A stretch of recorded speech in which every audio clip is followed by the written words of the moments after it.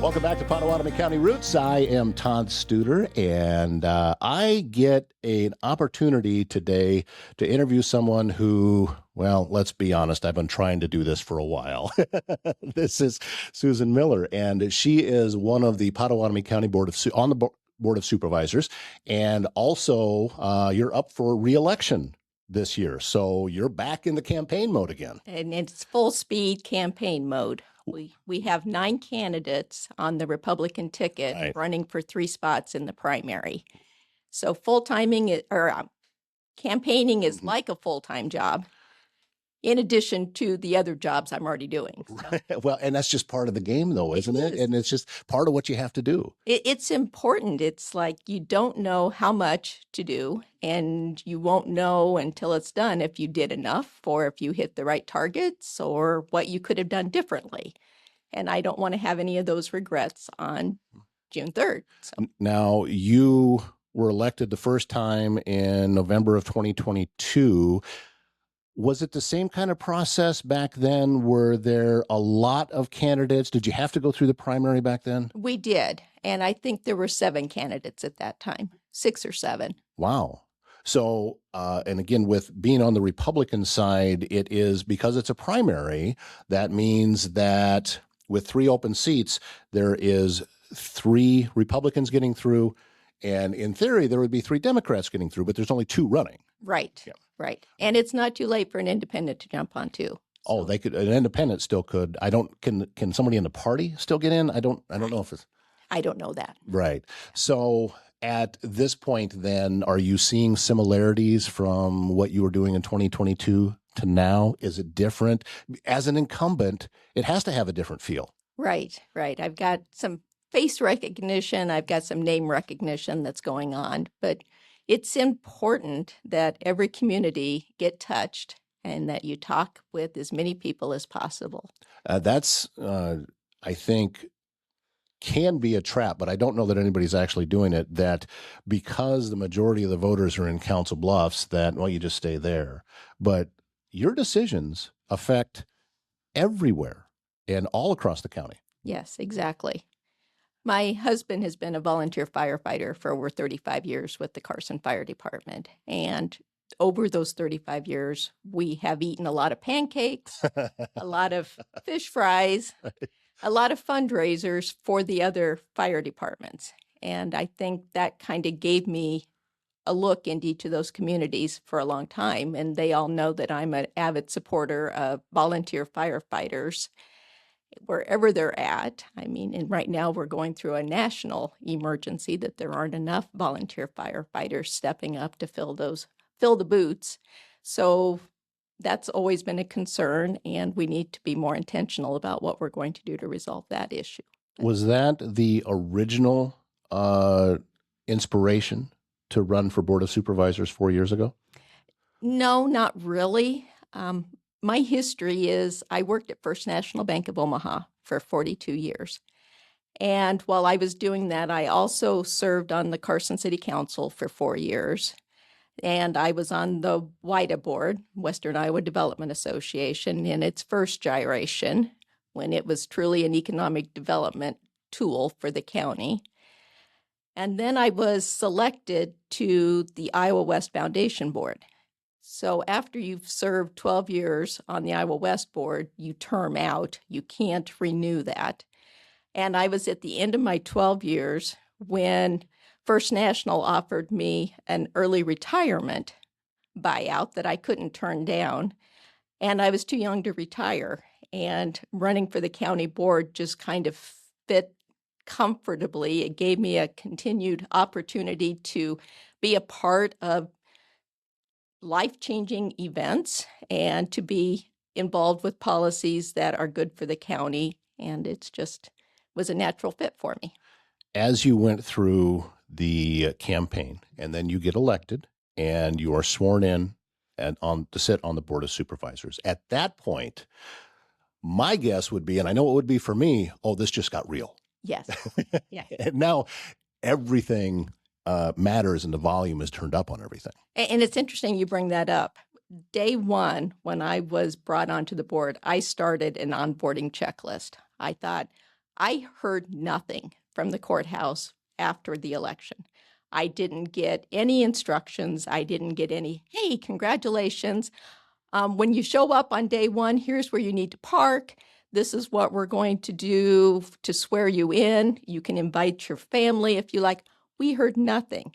So I started a checklist on day one and been adding to it ever since of things that a new supervisor would want to know.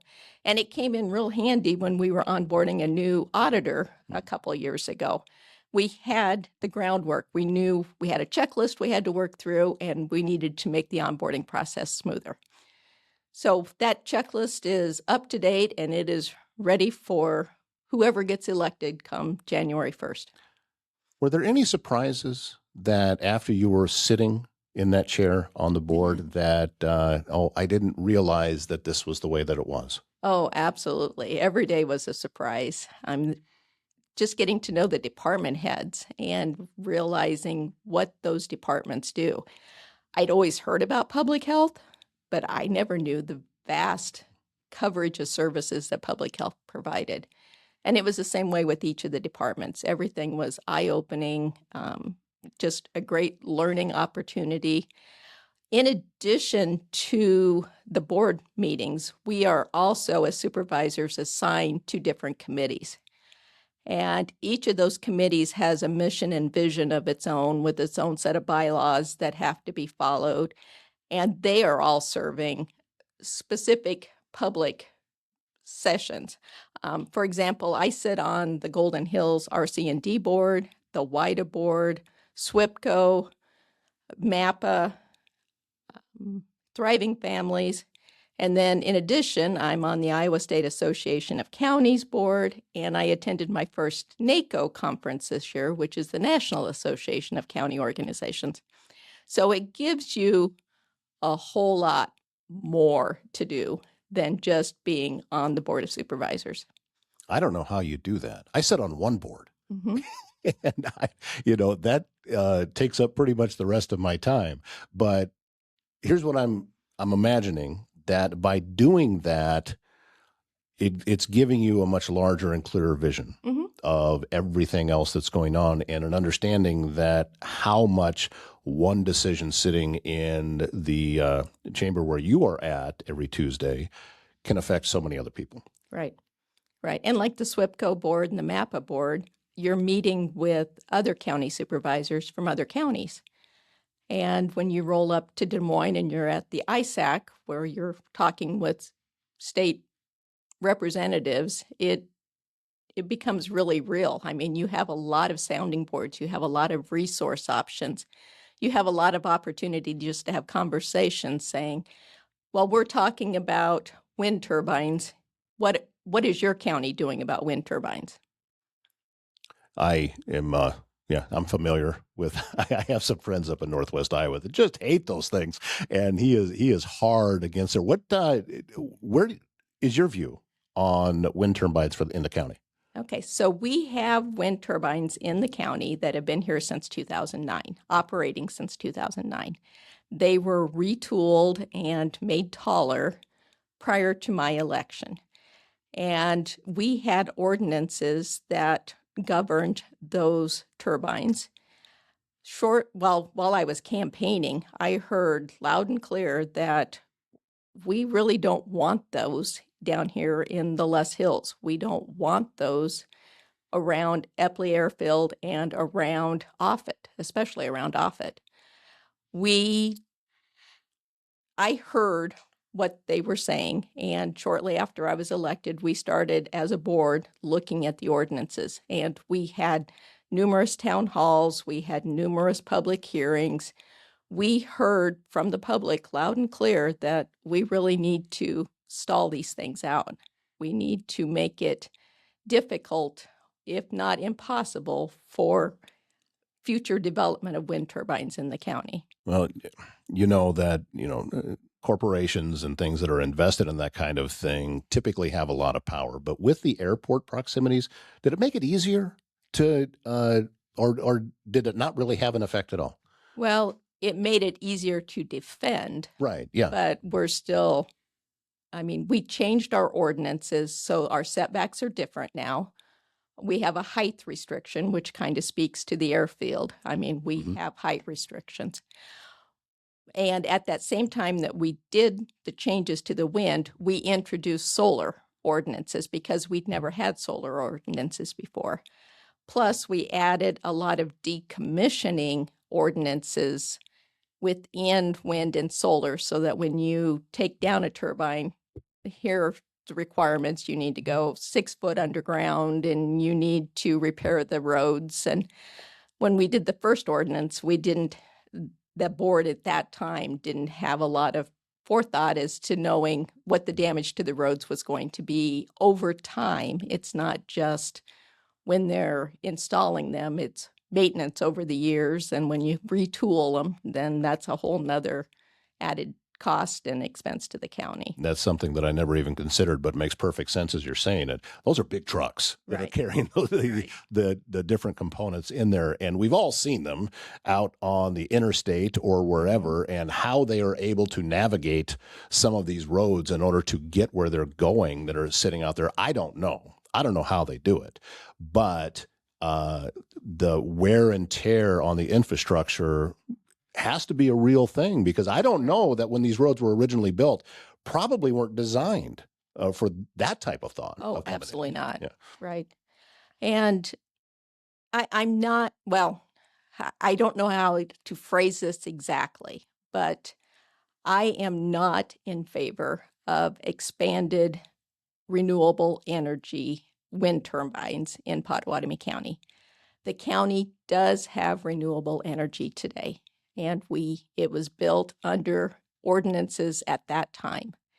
Our new ordinances that have been updated since I've been elected, I support those ordinances, and I do not believe that continued expansion of renewable energy wind turbines will work under those ordinances. So that's the hope, and the plan as it sits right now is we've capped it.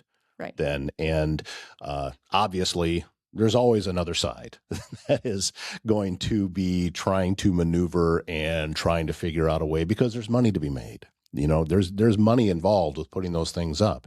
There's money for some landowners from putting those things up. That's what makes it appealing to them.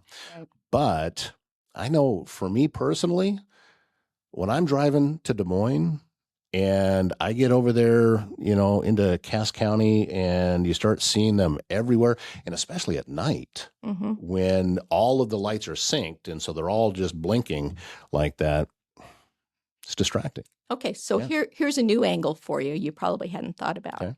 They are working with the FAA to install lighting technology on those towers, so they only blink when there are aircraft in the area.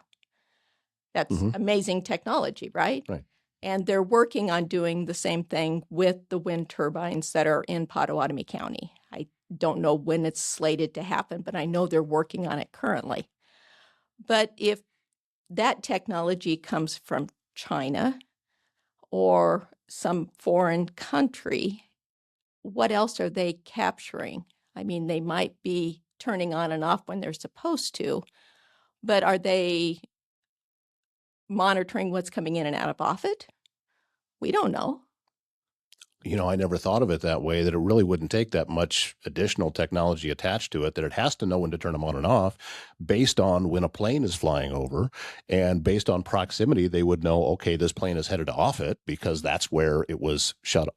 That makes sense. You're right. Never thought of it. Yeah. Never even occurred to me. And I have followed up with our state senators, and I have expressed that concern. And I don't know whether Grassley's office and Ernst's office will take it up, but I know that they have given it some consideration. On Pottawattamie County Routes, we explore the places that make our region home and the people who keep them connected.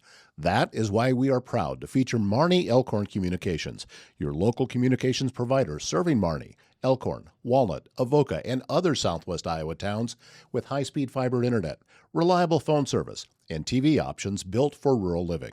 With real local support and unlimited data plans, you get speeds up to 1 gig to work, stream, and stay in touch with family and neighbors. Visit metc.net to learn more and get connected today. Looking for something fun June 27th? Head to Quaker Steak and Lube in Council Bluffs for Wheels of Courage from 11 to 2. Check out classic cars, hot rods, muscle cars, and more while supporting a great cause. Registration is only $20 and all proceeds benefit the Jenny Edmondson Foundation Cancer Center Charitable Patient Care Fund. Judging starts at noon with awards at 1 o'clock, trophies in 17 categories. For details or to register, visit jehfoundation.org. It's we're kind of in a unique place. I mean, we're talking about two different facilities that exist in Nebraska, but it affects what's going on right here. And I've said for a long time that, I want Council Bluffs and Pottawattamie County to be independent and cooperative. That's, for me, that's what I believe should be, because the decisions that are made here happen in your chambers, happen in Des Moines. What happens on the other side of the river happens in Sarpy, Douglas County, and in Lincoln. Mm-hmm. So we're operating under a different set of rules. Yes, we are. And we just need to explore all the options and create the best level playing field we can get. I wanted to give you an opportunity today, Susan, to, brag on yourself a little bit. What are some of the things that's happened over the last 4 years that you're most proud of? Well, we've already talked about the wind ordinances. Those changes, I think, were probably the most important thing that I've done over the 4 years. And then being forward-thinking with adding the solar ordinances as well. Shortly after I was elected, there was a petition filed by the Democratic Party to require a vote of the people to put our supervisors, currently the 5 supervisors are elected at large, and they thought that we needed districts. They thought that this county is so big that we needed a representative from each quadrant when these decisions are made. Well, the code is very specific that those districts would be sorted by population.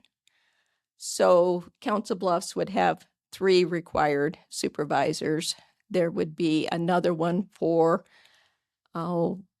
depending on where the boundaries were, but basically it's Council Bluffs. And then there would be 1 supervisor for the rest of the county. Well, we know how big the county is, and we know how many unique items there are.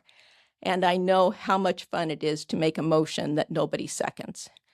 And if you had to make a motion saying, we really need to repair M47, and the other 4 board members who never drive M47, who don't talk to the farmers who are on M47, they're like, yeah, we really don't need to. Let's pave this road instead.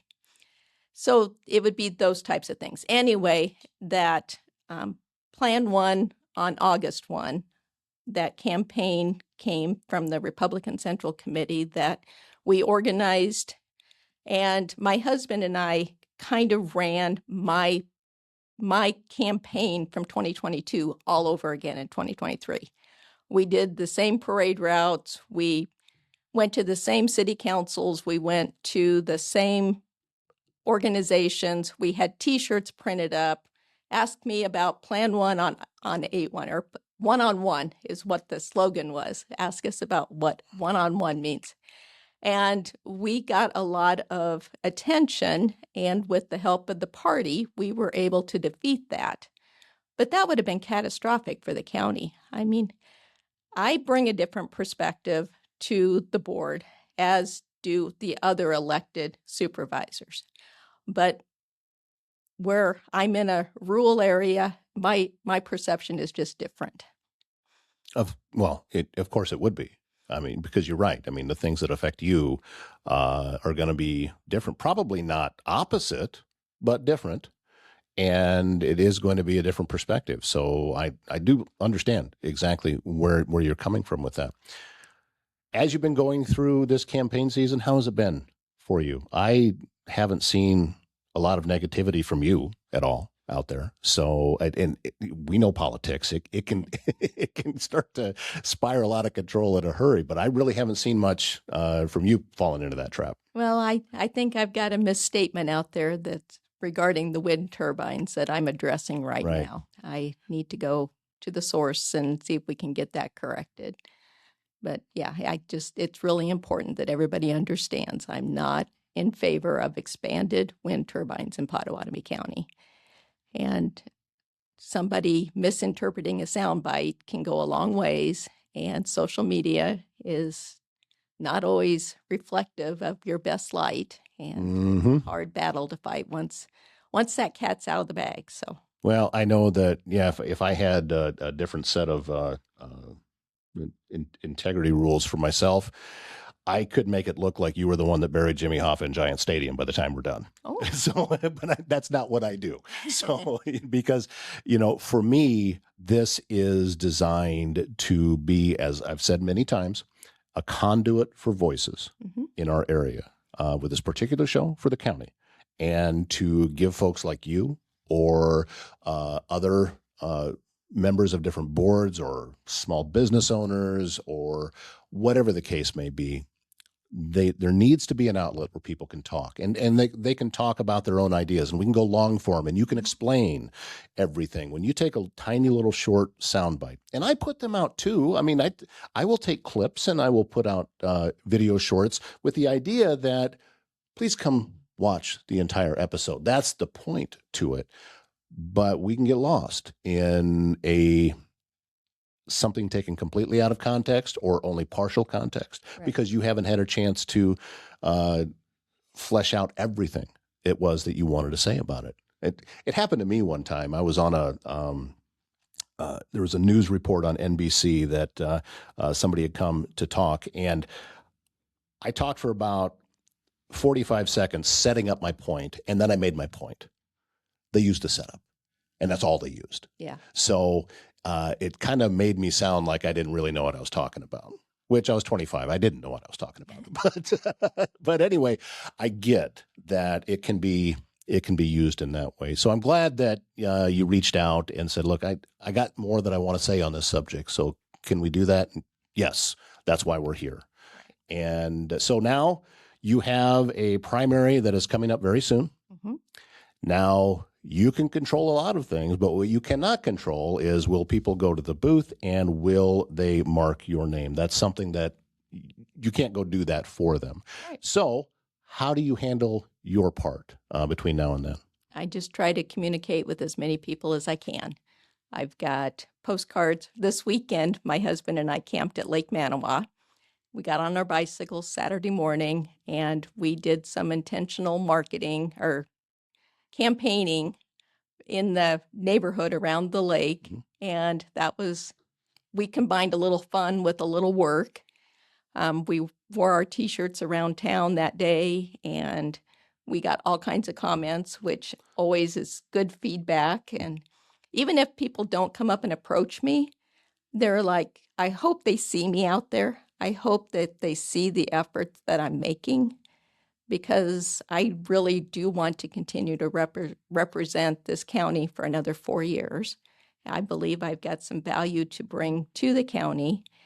And after playing defense in 2025, I'd like to go on the offense for the next 4 years, and to really come up with some innovative solutions that are going to help property taxes, help the residents deal with the matters that matter most to them.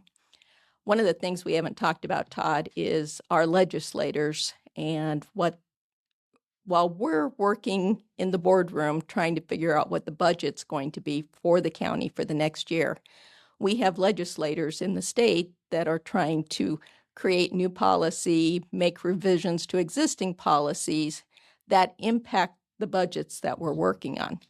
So not only are we bombarded with budget and trying to do our best effort, but there's that ever-changing risk that whatever we're doing is going to be for nothing. So we're doing a lot of communication, or I do a lot of communication with our representatives as well, saying, okay, well, I like part of this, but have you thought about this? And what about this instead of that? And to me, I wish I had more time to engage because I really think that I can provide some. Now that I've been in the trenches for 4 years, I've been very methodical about what I'm learning, how I go about learning. I just like to make sure that maybe I can add some value to the state going forward as well. Let me ask something for clarification, because this is, again, I didn't know this. The budget negotiations and the planning and what's being put in place at the state level and at the county level, that's happening at the same time? Mm-hmm. So all of the changes that the state was talking about, property tax reform, Mm-hmm. would be effective July 1, 2026, which is the same time that our new budget goes into effect. That timing seems strange to me, that and again, I'm not talking about different policies. I'm talking about just the timing of you try to anticipate, but you can't know for sure how this is going to be, and it can completely change everything. And now suddenly you're like, all right, we have to adjust everything. Right. Boy, you would think that there'd be a tiered way of doing that. Well, and I think with the property tax, they tried to introduce some of that tiered, but I haven't seen the signed law yet. So I don't want to spend any time speculating until I have the facts to work on. Yeah, it is politics, and things do change, and you think you got it figured out, and then suddenly it's going in a different direction. Right.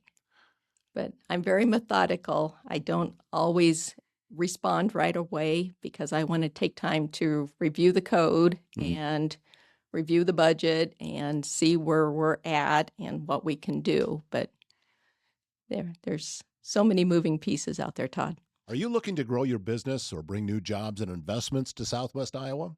Advance Southwest Iowa Corporation is the economic development organization for all of Pottawattamie County. Advance connects entrepreneurs, innovators, and established companies with resources, incentives, and strategic support to launch, expand, and thrive right here in our region.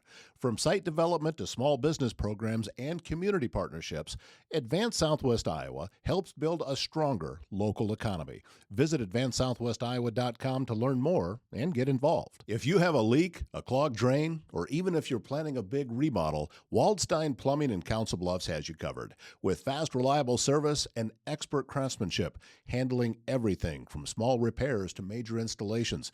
They're locally owned and trusted and take pride in doing the job right the first time.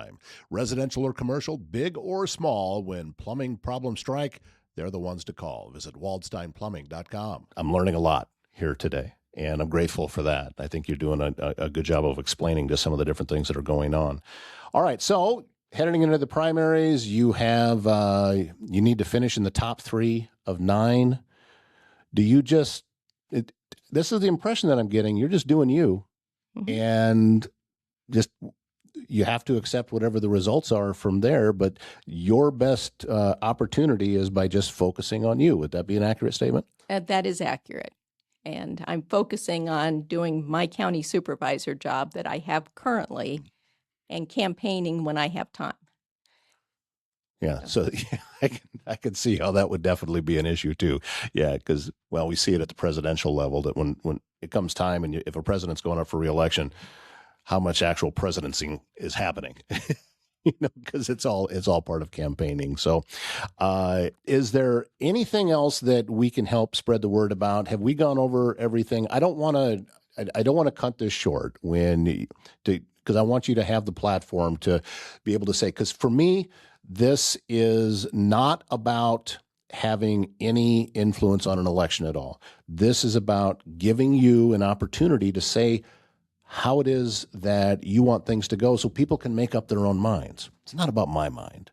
I don't tell people how I vote on this show because it would be irresponsible for me, I think, to do that. So is there anything else that you would like to be able to get out to folks that they can say, we know Susan Miller?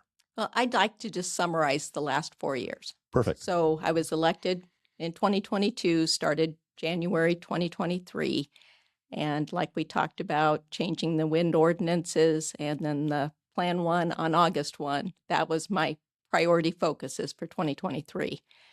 2024, I was elected board chair, and that was the year of the tornadoes, and we had 3 federal disasters all within 6 weeks, and we are still working with those FEMA claims today. But what my takeaway from that was Minden was 40% destroyed. And if you haven't been through Minden lately, you need to go to Minden. They have rebounded and they are rebuilding stronger. And I just think it's testimony to how small towns can survive. The county teamed up with Iowa West to provide a city administrator for the city of Minden so that the city clerk could focus on water bills and dog complaints and the things that city clerks do, getting the meetings ready and working with their board. But by hiring a city administrator, they were able to look at property lines, maybe rearranging some retail and some commercial with some residential, and they've just rebounded beautifully. But I also know the tornadoes hit other areas of the county, and those areas have also rebounded. And that was my big takeaway from 2024 is to be prepared for anything, because if it could go wrong, it's going to go wrong. And then 2025 was a year I'd like to erase from my memory bank. I mean, it was a struggle as a supervisor. We had several issues that we had split votes on. And I've had enough board service to know that when a board votes, you may vote against it, but when you leave the room, it's a board decision and you have to own it. And sometimes that's very difficult to do when you're strongly adverse to what the decision was. But again, that's just good governance, that a board decision is a board decision. And in a lot of my cases, I did damage control and we moved on. So 2026 has been a different year for us and the board. We have lots of good discussion. We don't always agree. We don't always vote unanimously, which is probably a very good thing. But we all listen to each other, and I continue to learn from my other board members. Well, I've learned today. You've given me some information that I didn't know coming in, so I'm grateful for that. I feel like more knowledgeable than when we started this. Thank you. And also, thank you for your willingness to serve. This is something that I feel for anyone who is in public office, regardless of party, regardless of what their platforms are. The willingness to do it, I think, should be respected and should be honored. And I'm grateful that you have that quality and that you're out there willing to put yourself into the fray, if you will, to be able to do it. I think I learned that from my dad. Growing up in Macedonia, it's a small town, and he was on the city council for over 25 years, and he was mayor. And we recently cleaned out some papers in my mom's desk. And there were letters that my dad had my mom type on her electric typewriter using carbon paper. And completely accurate. There was no typos. And expressing his concern about the local option sales tax. And I mean, this was back in 1978, 79. I mean, it was important. But to me, I see that letter and I was like, that's where I get this. That's why I'm here. Did you happen to, this is what I did. My mother was city clerk in the tiny little town that I grew up in. So you talked about that carbon paper. I remember it. I remember the manual typewriter that she used to write the minutes up from the town council meeting. And then I think I was 10 years old, it was my job to take the 2 copies, but not the original, to where they were going to be posted. At 10 years old, I'm doing this. One of them was down at the grain elevator. And when I got there, they were all sitting in the room waiting for me to get there to see what it had to say. And that was my experience growing up when you talked about community service and that kind of thing. Even though tiny town, I mean, I think my town I grew up in is smaller than Macedonia, so it's really little, but still, there's government to be done. Right. And regardless of size, it's there. And rules to follow. And rules to follow, exactly. She is Susan Miller, and she is currently on the Pottawattamie County Board of Supervisors, a candidate for re-election. June 2nd is a primary, correct? Yes, it is. June 2nd. So listen, get out and vote. And it's important that we do that. Primary elections typically are not very well attended when it comes to going to the polls. I would encourage you, please, take a little bit of time and go. Chances are there won't be a crowd there, so you'll be in and out quickly. So get that done. Go. Have your voice heard. It's important that we do that. And we'll see who moves on past that and is in the general election come November. Susan, thank you for your time. Thank you for your service. And I hope that this is not the last time we get to talk. Oh, thank you so much, Todd, for the opportunity. And we thank you for watching this episode of Pottawattamie County Routes. If you would do me a favor, you'll see a like button on whatever platform you're there. If you click that, that helps the algorithm know that people want to see this, and we want to be able to push this information out even farther, and even more folks around Pottawattamie County will be able to take part and see what it is that we're doing here. There's also a follow button and a subscribe button. Do those things too. It'd be great. All right. Until next time, my name is Todd Studer. I hope you have a great day.